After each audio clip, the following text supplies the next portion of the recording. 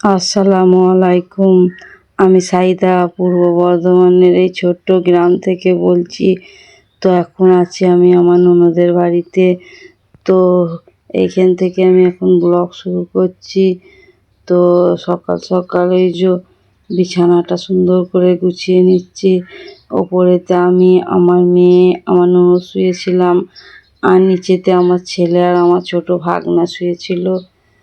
তো আজকে ব্লগটা খুব বেশি বড় হবে না, কেন আমি এখানে সব কিছু শেয়ার করতে পারছি না।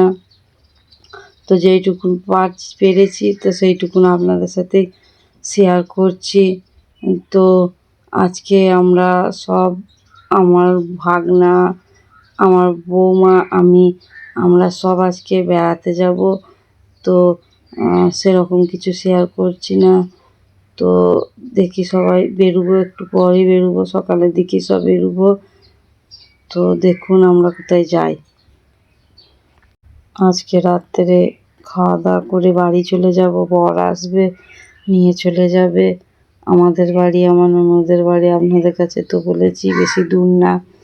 তো বাচ্চারা তো যেতে চাইছে না, আমাদের টিউশন কামাই হচ্ছে। তারপরে এখানে সেরকম কিছু আপনাদের সাথে আমি শেয়ার করতে পারছি না। তো এখানে শেয়ার করার সেরকম কিছু নেই। তো নিজের বাড়িতে ব্লগ করাটাই আমি ঠিকঠাক মনে করি। তো সেই জন্য আমি সব কিছু শেয়ার আপনাদের সাথে করছি না। তো আমি বাড়ি যাই, বাড়ি যেয়ে ঠিকঠাক ব্লগ দেব। তো বন্ধুরা, আমরা আজকেও এসেছি হুড়ের পার্কে, আর একদিন এসেছিলাম। তো আজকে এসেছি আমার ভাগনা, বৌমা। তো আমরা এই কজন এসেছি, বাচ্চাদেরকে নিয়ে আসিনি। বৌমা বহু জোর করলো আমি চলো। তো সেই জন্য এলাম। তো বন্ধুরা দেখুন পার্কেটা, দৃশ্যটা। তো ভিডিও সাথে থাকুন। তো বন্ধুরা, এইটা আমাদের গ্রামের মধ্যে দইচাঁদার মধ্যে পার্কেটার নাম হচ্ছে অরণ্য। তো আমরা বাচ্চাদেরকে নিয়ে কোনো অনুষ্ঠানে আমরা এই পার্কেটা এসেই থাকি। তো বন্ধুরা, পার্কে এসেছি, পার্কেতে খুব গান বাজছে। তো আপনারা এই গানটাকে একটু ইগনোর করবেন। তো এখানে আমার বৌমা দোলনায় চড়েছে। এদিকে আমার ভাগনাকে বলছি, ও নিজে দুলতে পারছে না, ওকে একটু দুলিয়ে দে। তো খুব রোদের জন্য ওরা নেমে পড়লো দোলনায়।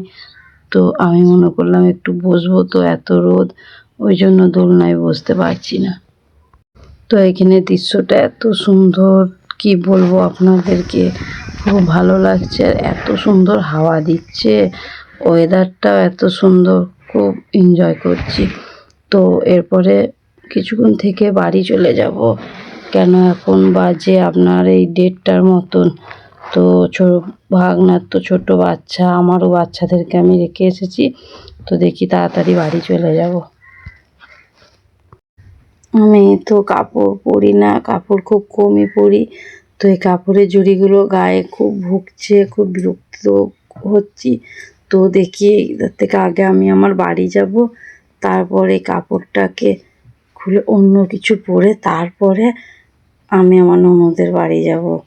তো আমাকে মনে হয় চুড়িদারেতে সবচেয়ে বেশি আরাম। তো আমি চুড়িদার পরে আমার কোনো রকম অসুবিধা হয় না। আমি কাপড়টা যে খুব ভালোবাসি তাও না। তো এদিকে আমার ভাগনা গাড়ি ঘোরাচ্ছে। তো এরপর আমরা বাড়ি যাব। তো বন্ধুরা, আমার ভিডিওটা যদি কাউকে কোথাও ভালো লেগে থাকে প্লিজ একটা লাইক করবেন, আর আমার ভিডিওটা একটা শেয়ার করে আমার পাশে থাকবেন। আর যদি আমার ভিডিওতে যদি কেউ নতুন এসে থাকেন তো প্লিজ একটা সাবস্ক্রাইব করে দেবেন। আসসালামু আলাইকুম।